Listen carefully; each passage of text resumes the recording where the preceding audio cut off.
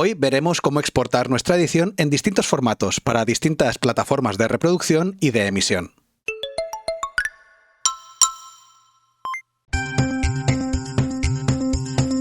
Cuando por fin tenemos nuestra edición terminada, con sus cortes, efectos de vídeo, efectos de audio, textos, grafismos, debemos compilar todo ello en un solo archivo para su reproducción. A esto se le llama exportar, y Adobe Premiere Pro permite hacerlo desde él mismo. Se puede exportar tanto para soportes físicos como un DVD, un Blu-ray o incluso en cinta, aunque en realidad cualquier soporte digital puede usarse a posteriori para crear un soporte físico. De todos modos, hoy nos vamos a centrar en la exportación digital, que va a ser además lo más versátil. En la clase de hoy, consideraciones iniciales, exportar desde Premiere, exportar desde Media Encoder, parámetros para archivo master, parámetros para YouTube, parámetros personalizados y consideraciones finales. Consideraciones iniciales. Antes de empezar a exportar, queremos dejar claros ciertos conceptos que conviene tener claros. Normalmente cuando exportamos intentamos mantener el máximo de calidad, pero a su vez que el formato y la compresión sean las adecuadas para el destino de ese export en concreto. De hecho, lo normal es realizar varios export, cada uno con sus características dependiendo del uso que se le vaya a dar. Por ejemplo, podríamos tener un export para YouTube, que sería un H264 a 1080p a 15 megabits por segundo, y otro a MP4 también a 1080, pero esta vez a 36 megabits por segundo, que es lo que nos permitirá generar un Blu-ray después, e incluso un MPEG 2 a 576i, o sea, entrelazado a 7 megabits por segundo para hacer un DVD. Si no tenéis ni idea de lo que os estamos hablando, aquí arriba y en la descripción de este vídeo os dejamos la clase de archivos y formatos, donde ya explicamos que hay un montón de tipos de archivo y un montón de tipos de formato, así que quizá queráis recuperarla. Cada vez que queramos crear un render desde Premiere, este va a volver a leer todos los efectos, toda la línea de tiempo. Con lo que en realidad es buena idea sacar un archivo master que nos sirva para hacer los duplicados directamente desde él. La razón es puramente para ahorrar tiempo de codificación, ya que es mucho más fácil leer un archivo ya compilado que volverlo a compilar otra vez. Otra gran ventaja del formato digital es que no se degrada con el tiempo, cosa que sí pasaba con los formatos analógicos, ya fueran negativos o magnéticos. Por aquel entonces existía un concepto llamado generación, que hacía referencia a las generaciones de copias que había antes de ese duplicado. Dada la naturaleza analógica de esos soportes, cada vez que se generaba un duplicado se perdía información, por lo tanto se perdía calidad. Y no solo en las copias, en los formatos como el magnético también se podía perder calidad a medida que se usaba el soporte. Cuando se pasó a grabar en digital, aunque fuera en soporte de cintas, ya se consiguió un gran avance en cuanto a la no importancia de esto de las generaciones, puesto que la señal sí seguía siendo electromagnética en cinta, pero representaba ceros y unos y no ondas sinusoidales, por lo tanto eran más fáciles de recuperar. De hecho, un error de lectura digital no se lee como una falta de calidad o un desenfoque o malos colores, sino directamente como un glitch. Así que en formatos digitales en realidad tenemos la capacidad de mantener la calidad entre copias de un original, ya que los ceros y los unos no se degradan, siempre serán ceros y siempre serán unos. Eso sí, no significa que no podamos perder calidad dependiendo de cómo tratemos nuestro export, y es que la información digital es la que es. Y esto es justo lo más importante a entender en cuanto al render. No se puede sacar de donde no hay. Nos explicamos, si bien es posible subir la calidad en configuración todo lo que deseemos, tanto en bitrate o resolución, a la hora de exportar hay que entender que la calidad máxima objetiva que podremos conseguir es la que ya viene en el asset original. Podremos comprimir esa información, incluso reducirla si nos interesa, pero lo que nunca vamos a conseguir es generar datos donde no existían. Por ejemplo, si nuestro material es un 1080p, o sea 1920 x 1080 a 25 megabits por segundo, podemos hacer un export en Ultra HD si nos apetece, o sea 3840 x 2160 y subirle el bitrate a 50 megabits por segundo. Pero en realidad lo único que estaremos haciendo es duplicar los ceros y los unos que ya existen. Estaremos aumentando el peso, pero no estaremos aumentando la calidad. Incluso se podría argumentar que en realidad hemos perdido calidad, ya que estaremos diciendo que este archivo es 4K y lo proyectaremos en televisiones 4K y no tendrá resolución 4K real. Así que es bueno marcarse esta máxima. A la hora de exportar usaremos como tope el bitrate de nuestro asset original, o al menos el bitrate máximo de nuestro asset de mayor calidad. Así conseguiremos mantener la calidad sin añadir datos redundantes que añadan peso al archivo. Y este ratio entre calidad y peso nos lo va a definir el códec. Recordar también que no siempre mayor tasa de bits o mayor peso del archivo significa mayor calidad. Para eso están precisamente los códecs, que mediante sus algoritmos de compresión pueden tener una gran resolución, una gran calidad y pesar poco. La contrapartida de esto es que hay un montón de códecs y hay muchos que son tan elaborados que no son ideales para editar o reproducir. Por ejemplo, el omnipresente H264 está tan extendido que a día de hoy casi todas las plataformas, tanto de reproducción como de edición, trabajan con él muy ágilmente, pero el H265, que aún es bastante reciente, no está del todo optimizado. En realidad son los programas lo que no lo están. El formato en sí está bien, pero tranquilos que en esta clase y en este curso tampoco vamos a entrar a las miles de variaciones posibles que pueda haber de códecs, vamos a usar los más habituales y a la hora de exportar vamos a tener eso en cuenta. Si tenemos todos estos puntos que hemos comentado claros, vamos a entender mejor ciertas decisiones que tomaremos a la hora de exportar. Así que sí, ahora ya podemos abrir nuestro Premiere y veamos cómo exportar. Exportar desde Premiere. En Premiere podemos exportar pues desde un asset, por ejemplo este vídeo de aquí lo podríamos exportar tal cual, o desde nuestra línea de tiempo. Lo importante es seleccionar lo que queremos exportar antes de hacerlo. Si os fijáis, toda pestaña de Premiere tiene en realidad un reborde cuando está seleccionada. O sea, programa ahora estaríamos exportando lo que hay en programa. Si estuviéramos en la línea de tiempo tendríamos el reborde azul aquí, estaríamos marcando que la línea de tiempo es lo que queremos exportar, y al ir a un asset tenemos el reborde pues que además tenemos la selección del asset.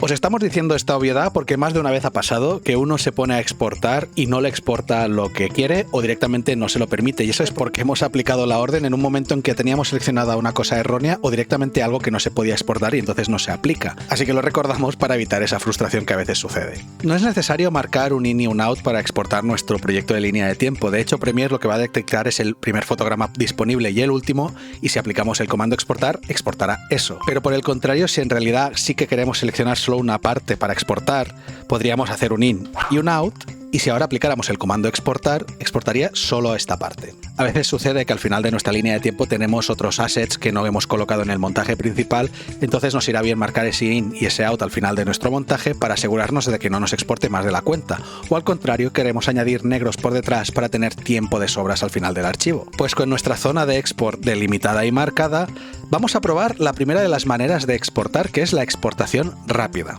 La verdad es que en nuestro caso, que diseñamos el espacio de trabajo minimizando los elementos para tener el máximo de espacio posible, no tenemos esa opción disponible, así que deberíamos ir a Ventana y activar la que se llama Espacios de Trabajo. Es esa barra donde aparecen todos los espacios de trabajo disponibles como botonera. Pues aquí al final tenemos exportación rápida. Si pulsamos este botón, veremos qué opciones nos ofrece. Como veis, nos dice dónde está cogiendo el export, nos dice que es la línea de tiempo que se llama Promo SEOSB 2022 final, nos dice una ruta que si clicamos podemos definir dónde va a guardarse este archivo y su nombre, y al final de todo nos dice los parámetros en los que va a exportar. Es un H264 a 1080, 25 frames por segundo, a 16 casi megabits por segundo, lo que va a durar el export y también el peso aproximado que tendrá. Si abrimos los ajustes preestablecidos que nos permite, veremos que hay dos maneras que en realidad se dividen en varias. Estas tres opciones mantienen el tamaño de fotograma, pero le aplica un bitrate distinto dependiendo si queremos que pese poco, que pese normal o que pese bien, que tenga buena calidad. Pero si quisiéramos cambiar el tamaño del export, que imaginaos que este proyecto fuera 4K y queremos sacar un 1080, pues seleccionaríamos el alta calidad 1080 o incluso menos, podemos llegar hasta SD. Recordad que si bien yo ahora podría exportar a 4K, en realidad estaría duplicando el tamaño de fotograma y por lo tanto pixelando la imagen. Seleccionemos lo que seleccionemos, aquí abajo siempre nos va a enseñar qué está haciendo. Por ejemplo, vemos que el High Quality 1080 le ha subido a 20 megabits por segundo en comparación a la High Bitrate, que era 16. Pues una vez tengamos la ruta y el nombre y el ajuste preestablecido que nos convenza, le podemos dar a exportar y Premiere empezará a hacer un render de todos los elementos, el sonido, los efectos, los gráficos de nuestro montaje. Dependiendo de lo larga y lo compleja que haya sido vuestra edición, este proceso puede que tarde más o menos. Mientras lo haga, la verdad es que no podemos seguir usando Premiere, tenemos que esperar a que esto termine. Y cuando termine, veremos un archivo en la carpeta que hayamos designado con las características que hemos definido. Pero hay otra manera de exportar que no nos obliga a tener que volver a destrozar una vez más nuestro espacio de trabajo, así que lo recuperamos, y esta es, recordemos, hemos de tener seleccionada la parte que queremos exportar, en este caso la línea de tiempo, iremos a Archivo, Exportar, y medios, o lo que es lo mismo, control M. Pero aprovechemos que tenemos este desplegable de exportar, que os hablaré un poquito de estas opciones de aquí abajo. Vemos algunos elementos que no son seleccionables, como el de plantilla gráficos animados, que ya sabemos lo que es, y ahora como no tenemos un gráfico no nos lo permite, pero después tenemos lo que decíamos, esas opciones de soporte físico, cinta, DV o HDV, o cinta a un dispositivo en serie. Esto, si tuviéramos un hardware externo para exportar cintas, podríamos clicarlo. Pero los que sí que podríamos seleccionar, EDL, OMF, AAF, Avid Lock Exchange o XML, son tipos de archivo que podemos exportar. No se tratan de compilaciones de vídeo, sino compilaciones de montaje. Son proyectos compatibles con otros programas. No entraremos en detalle qué significan, pero que sepáis que estas opciones existen, en especial la EDL, que sirve para la gran mayoría de programas de edición. Conserva básicamente la edición, no tanto los efectos, pero es compatible con todos esos programas. Volvamos a exportar medios y ahora sí, démosle clic. Recordad que también lo podéis hacer con control M. Y se nos abrirá la ventana de ajustes de exportación que, como veis, se divide en dos grandes zonas: la zona de previsualización y la zona de configuración. En la parte de previsualización, al principio tenemos dos pestañitas, origen y salida. En ambas vemos que hay la previsualización y una línea de tiempo donde nos marca el in y el out. Aquí lo podríamos volver a modificar, pero siempre es mucho más cómodo haberlo marcado antes. Y si nos vamos a la pestaña de origen, nos permite apretar aquí y recortar vídeo de salida. Con esto podemos definir que nuestro vídeo se recorte, y esto afectará a la salida, si os fijáis. Y es que en la salida definiremos cómo queremos que se escale si el origen es distinto al de la salida. Por ejemplo, ahora tenemos escalar para ajustar, pero podríamos hacerlo para rellenar y nos recortaría los lados, o estirar. Esto casi nunca lo vais a tocar, pero que sepáis que existe. Pasemos ahora a la sección de ajustes, porque tiene tela, tiene miga. La dejo un poco más grande para que lo podáis ver. La podríamos también dividir en tres zonas, donde tenemos la primera, que es los ajustes básicos. Luego tenemos los ajustes manuales, o los parámetros manuales. Y al final de todo tenemos la zona de extras.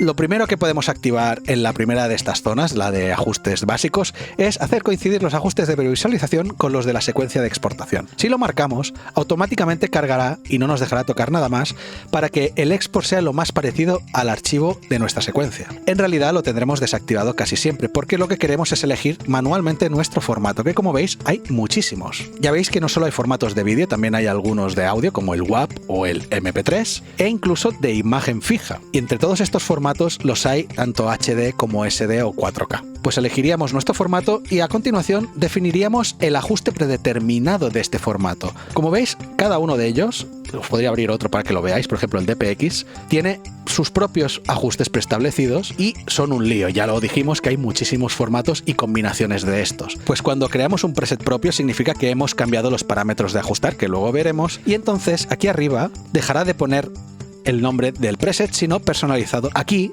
este botón nos permite guardar el ajuste preestablecido, darle un nombre. Recomendamos siempre guardar efectos y guardar configuración de publicación, y aceptaríamos si se guardaría con este nombre. También podríamos importar ajustes preestablecidos externos si alguien nos los pasara por mail o los bajáramos de algún sitio, y obviamente esta papelera significa eliminar el ajuste. Luego hay una zona de comentarios que va muy bien cuando creáis vuestro propio preset para recordar para qué lo usáis. Luego tenemos este texto azul que es el nombre de salida, donde definimos tanto la ruta, o sea el lugar donde vamos a guardar el vídeo, como el nombre que le vamos a definir, y estas dos casillas clicables en las que podríamos desactivar la exportación de vídeo y solo se exportaría el audio en el formato determinado, o al contrario.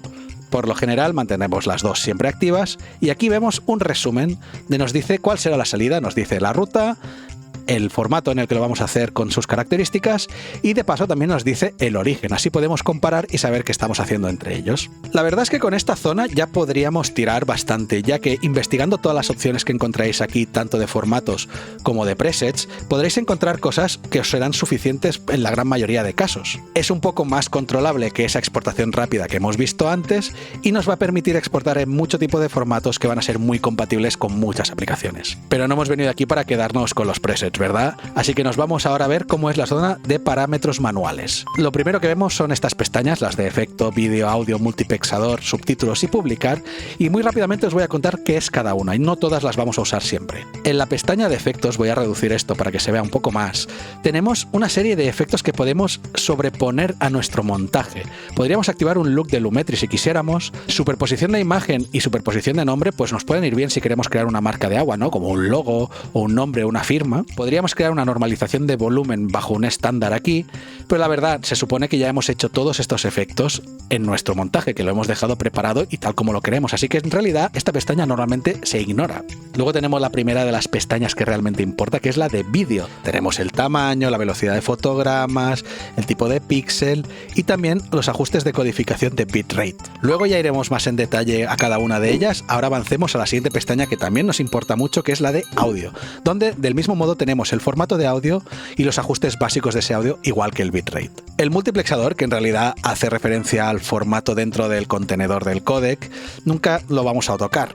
Así que dejemos como está, tal como aparece, y vayamos a la pestaña de subtítulos que, dependiendo de si teníamos subtítulos o no, vamos a marcarla. Podemos exportar ningún título, crear un archivo sidecar, o sea, un archivo adjunto, o grabar los subtítulos encima. Y por último está la pestaña de publicar, donde podríamos llegar a sincronizar nuestro export en el Adobe Cloud, en Adobe Stock, o incluso se puede llegar a publicar directamente en YouTube. También decir que estas opciones cambian dependiendo del ajuste que estemos usando predeterminado, porque si usáramos un AVI, la verdad es que nos cambiarán el tipo de configuración que podemos cambiar. Pues como hemos dicho antes, una vez hemos modificado los parámetros como queríamos, podríamos guardar el ajuste como predeterminado. Nos vamos ya a la sección de abajo de todo, la de extras, donde podríamos sentirnos tentados de apretar esta casilla de usar calidad de procesamiento máxima, pero ojo que es una trampa. Esto sí, intenta utilizar toda la profundidad de bits de color de los archivos originales, pero añade tanto tiempo al render y la calidad que cambia es tan menor que realmente nunca recomendamos apretarla. Para eso, en los parámetros de vídeo ya teníamos el procesar a máxima profundidad y nos vale. El resto de opciones rara vez las vamos a marcar, quizá os interese importar el export a vuestro proyecto, pero vaya, lo más importante está aquí abajo. Tenemos el botón de metadatos donde podemos dejar información como por ejemplo el autor o incluso detalles del contenido. Esto puede ser práctico si vais a pasar este export a alguien que luego lo tiene que reutilizar, le podéis dar información pues que pueda ser relevante. Pero lo importante está aquí abajo, cancelar ya sabemos todo lo que significa, pero es que al lado tenemos la siguiente gran decisión que deberemos tomar a la hora de exportar. La primera sería, ¿queremos exportar directamente? Pues le daríamos a este botón y se pondría a exportar, pero como antes, Premiere queda bloqueado, no se puede usar mientras el export esté sucediendo. En cambio, si usamos la segunda opción, que se llama cola, lo enviará, como veis aquí, a Adobe Media Encoder. Y si optamos por esta opción, que quizás es la más recomendable, quizá que entremos a hablar ya de Adobe Media Encoder. Exportar desde Media Encoder. Adobe Media Encoder es un programa independiente dentro de la suite de Adobe Creative Cloud y sirve para transcodificar archivos multimedia, sean vídeos, fotografías o sonido, a otros formatos dentro de una gran variedad. Si bien se puede adquirir por sí solo, normalmente viene incluido en cualquier plan de vídeo de Adobe Creative Cloud. Si no recordáis cómo conseguir Adobe Creative Cloud y alguna de estas aplicaciones y cómo instalarlas, os dejamos aquí arriba y en la descripción el vídeo de configuración de Premiere, donde hablábamos de cómo encontrarlos y cómo instalarlos. Si abrimos directamente el Adobe Media Encoder, se nos abrirá con su aspecto por defecto. Como veis, se parece bastante a Premiere. Tiene su navegador de medios, navegador de preestablecidos, donde están los presets preestablecidos, la cola, carpetas de inspección y aquí arriba la línea de trabajo. Como veis, yo ya tengo creado una que se llama todo y otra que se llama compacto. Y es que en realidad esto no nos es necesario. Sí, podríamos traer un archivo y arrastrarlo directamente, pero si lo ponemos en compacto, que es como nos gusta a nosotros, con este además ya podemos traer cualquier archivo aquí dentro. Del mismo modo que Premiere, en ventana podemos crear los espacios de trabajo y recuperar esas ventanas si las necesitamos, pero a nosotros ya nos gusta así. Ya os hemos dicho que cualquier elemento se puede traer a Adobe Media Encoder. Si le damos al botón de más, se nos abrirá nuestro navegador y podríamos incluir cualquier archivo aquí dentro. Se nos añadirá en una cola. Vamos a traer otro solo para que podáis ver. En la cola vemos el archivo y la característica en la que queremos que se exporte. Y de hecho hay una cosa interesante que es cuando se trata de vídeos, nos permite hacer esta opción de unir clips. Si seleccionáramos varios y uniéramos clips y lo trajéramos aquí dentro, el export juntaría esos clips. Eso va muy bien cuando queremos consolidar assets en un solo archivo. Pero un momento, que estábamos en Premiere, vamos a quitar todo esto, que sepáis que podéis seleccionar todos manteniendo el mayúsculas y clicando de arriba a abajo, y con el suprimir lo quitaréis. Os preguntará si estamos seguros, le decimos que sí, y volvamos a Premiere, porque estábamos mirando cómo exportar desde Premiere. Que sepáis que no hace falta tener abierto previamente Adobe Media Encoder para hacer el siguiente paso, que es, como decíamos, darle a cola. Y veréis que se abrirá automáticamente ese Media Encoder y añadirá nuestra secuencia a la cola. Mandar un export a la cola de Media Encoder en vez de hacerlo directamente en Premiere tiene varias ventajas. Primero es que libera a Premiere mientras se renderiza en Media Encoder, con lo que podemos seguir editando mientras exportamos. Segundo, genera un duplicado temporal de la secuencia a exportar en caché cuando lo mandamos a Media Encoder, con lo que nos permite mandar distintas veces con distintas configuraciones o montajes la misma línea de tiempo. Y tercero, y importante, permite dejar la cola en pendiente o en pausa para poder exportar en un momento más adecuado para el rendimiento de nuestro sistema. Incluso podemos cerrar Adobe Media Encoder sin haber exportado nada y conservará la última cola pendiente cuando lo volvamos a usar. Obviamente las ventajas estas son muy buenas, son muy prácticas, pero hay que tener en cuenta que a pesar de poder seguir trabajando en Premiere mientras exportamos como Adobe Media Encoder, el render va a ser muy exigente con nuestra máquina y veremos que se ralentiza tanto la edición que intentemos seguir haciendo en Premiere como el export que estará haciendo Media Encoder. De todos modos, recomendamos usar siempre que sea posible Adobe Media Encoder para los export, ya que al poderse acumular renders allí y exportarlos a posteriori, lo podremos hacer en un momento en que no estemos usando el ordenador, en que no nos vaya a importar esa ralentización del sistema. Además que son renders mucho más eficientes y mucho menos propensos a los errores que sí que puede dar exportar directamente con Premiere. Pues minimizamos el Premiere y nos quedamos solo con el Adobe Media Encoder y veamos qué son los parámetros que nos permite tocar ahora que tenemos aquí en nuestra lista la secuencia. Pues podríamos con estos desplegables tanto cambiar el formato como cambiar el ajuste preestablecido, o si clicáramos en los textos azules, da igual cualquiera de los dos, se nos abrirá otra vez el configurador donde podríamos volver a cambiar manualmente cualquiera de los parámetros. Y lógicamente si apretáramos en el nombre podemos cambiar la ruta y el nombre de nuevo. Pues una vez tengamos los parámetros que nos gustan, iríamos a este botón de aquí, el play en verde que hay arriba en la esquina, y si le damos play empezará a renderizar. Veréis que aquí en la zona de codificación vemos una línea que avanza, que nos está diciendo qué está haciendo, y cuando empiece la codificación de vídeo, en directo veremos cómo avanza nuestra codificación. Y cuando haga un sonido, veremos que el archivo ya está listo y en su carpeta. No hemos entrado en la configuración específica que también tiene Adobe Media Encoder, que si os interesa la podéis encontrar aquí en editar.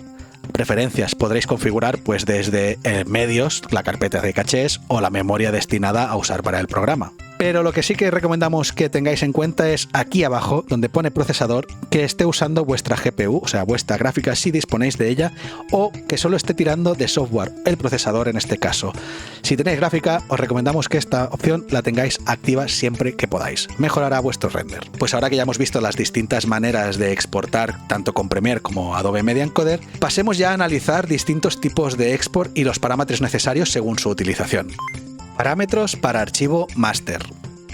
Cuando hablamos de exportar un archivo master, estamos hablando de sacar el archivo con el máximo de calidad posible, a poder ser sin pérdida ni compresión, y que nos permita luego exportar otros archivos a partir de él, teniendo siempre la seguridad de que tenemos el máximo de calidad disponible. Lo hemos dicho al principio y lo volvemos a repetir ahora, de donde no hay no se puede sacar, así que nos conviene que nuestro master tenga esa calidad absoluta que podríamos llamar. Aunque eso signifique usar un códec o formato que puede que nos aumente el peso más de lo necesario y que no sea reproducible en un reproductor casero, por ejemplo. Porque aquí se trata más de generar un archivo en función de almacenaje y asentamiento de calidad, no tanto para reproducir o distribuir. Y dicho esto, hay un montón de formatos que son candidatos ideales para ser nuestro archivo master. Nosotros, por ejemplo, recomendamos el formato QuickTime y el ajuste predeterminado de Apple ProRes 422.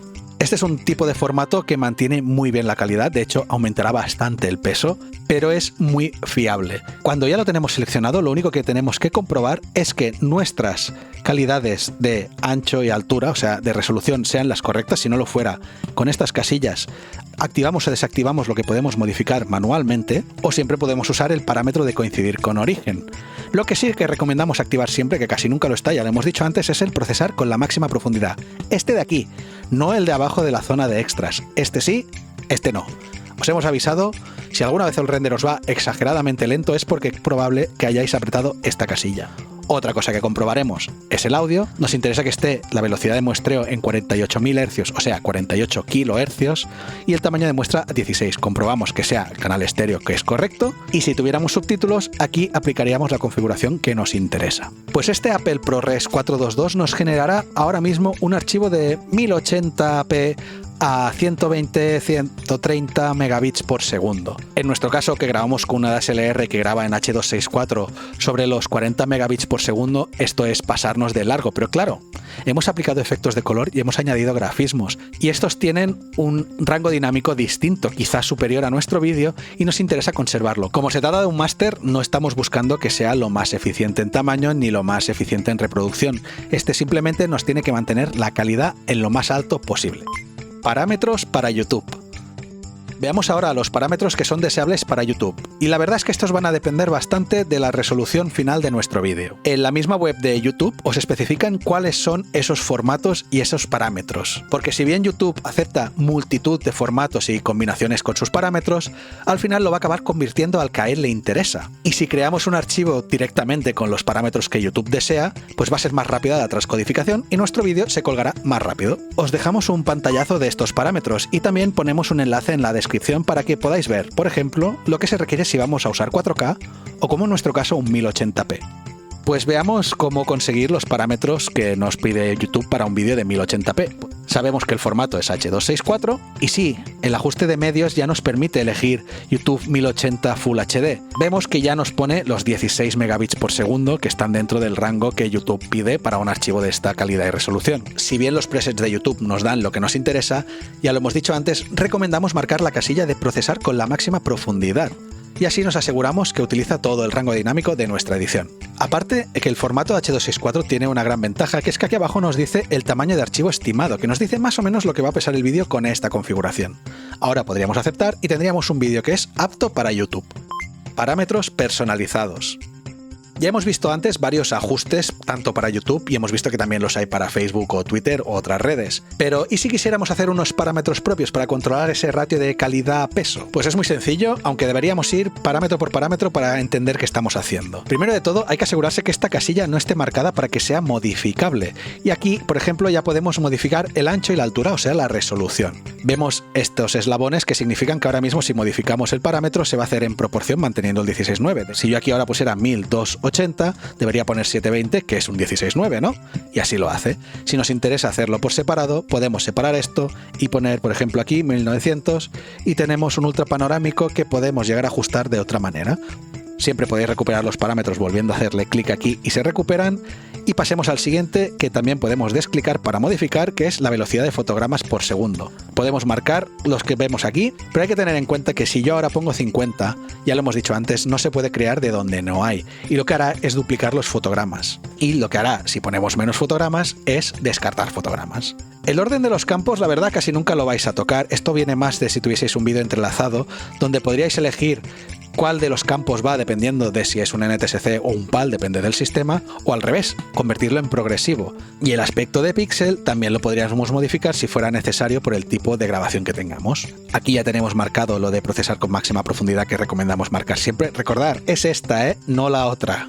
Y si bajamos más, vamos a los ajustes de codificación. Aquí en rendimiento podemos elegir qué queremos que utilice el render de exportación. El motor de exportación queremos que sea el hardware, por lo tanto nuestra gráfica, o el software, que sería nuestro procesador. Y esto de perfil y niveles, pocas veces lo vais a tocar, ya que esto lo que define es el rango de compresión, pero sí va bien que sepáis que a veces intentaréis subir o bajar la resolución y os dirá que no os permite hacerlo porque hay que cambiar el perfil. Estas opciones de aquí nos salen bloqueadas porque no tenemos un alto rango dinámico, o sea, nuestro vídeo no es HDR. Y las opciones de masterización de volumen de color, de pantalla y los niveles de iluminación de contenido no los vamos a poder tocar casi nunca, porque esto hace más referencia pues a eso, a qué tipo de perfil de color utiliza nuestro archivo HDR o la iluminación de nuestros lumens en pantalla. Esto ya os decimos, ignorarlo, porque lo que sí nos interesa es el ajuste de velocidad de bits, o sea, el bitrate. Tenemos dos opciones, bueno, en realidad tres, pero son dos, que son el constant bitrate y el variable bitrate, con dos opciones. Constant bitrate, CBR, significa que tendremos un valor asignado y cada segundo va a utilizar ese valor. Siempre va a utilizar el mismo número de bits por segundo. Mientras que variable bitrate o bitrate variable hará eso, obviamente. Nos permitirá un rango de bitrate variable dependiendo de si necesita más o menos según la información que tenga el vídeo en ese momento. ¿Qué ventajas y qué inconvenientes tiene cada uno?